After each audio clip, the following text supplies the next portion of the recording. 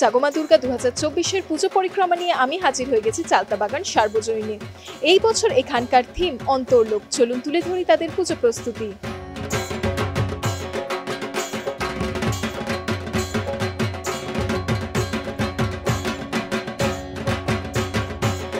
আমাদের এবারের বিষয় ভাবনা হচ্ছে অন্তর্লোক।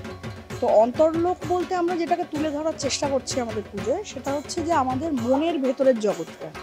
আমরা বেশিরভাগ সময় যেটা করি যে আমরা বাইরের ওপর জীবনটা বাঁচি, কিন্তু আমাদের ভেতরের দোষ গুণ এইগুলোকে আমরা কিন্তু দেখতে ভুলে যাই। তো সেইটাকে আমার মনে হয় একটা ভালো মানুষের জায়গায় উত্তীর্ণ হওয়ার জন্য সেই জিনিসগুলো কিন্তু আমাদেরকে নিজেদের ভেতরটাকে আরেকবার করে কোয়েশ্চেন করাটা কিন্তু খুব ইম্পর্টেন্ট। তো সেই জায়গা থেকে আমরা অন্তর্লোকটাকে একটা বিষয় হিসেবে ভেবেছি।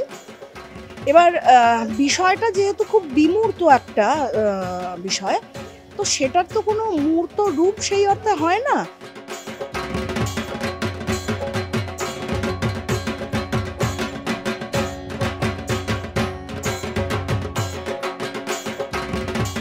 এইটার জন্য আমাদের এই মণ্ডপে না আমরা যেটা করার চেষ্টা করেছি, এখানে প্রচুর লেয়ারিং, সেটা বাঁশের হোক, সেটা ইনফাইনাইট একটা যদি মিরর দিয়ে ইনফাইনাইট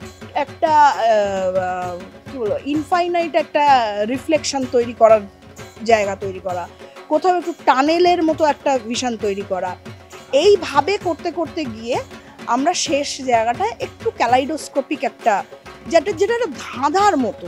আমাদের অন্তরটা তো আমাদের কাছে ধাঁধার মতো না, মানে আমরা তো আমাদের অন্তরটাকে সবসময় চিনতে পারি না, চিনতে যেতে হয়। তো সেটাকে আরও যদি কোনো জায়গা থেকে খতিয়ে দেখা যায়, সেই জায়গা থেকে আমরা অন্তর্লোকটা করছি এবং এই জায়গা থেকে আমরা কাজটাকে এইভাবে সাজানোর চেষ্টা করছি।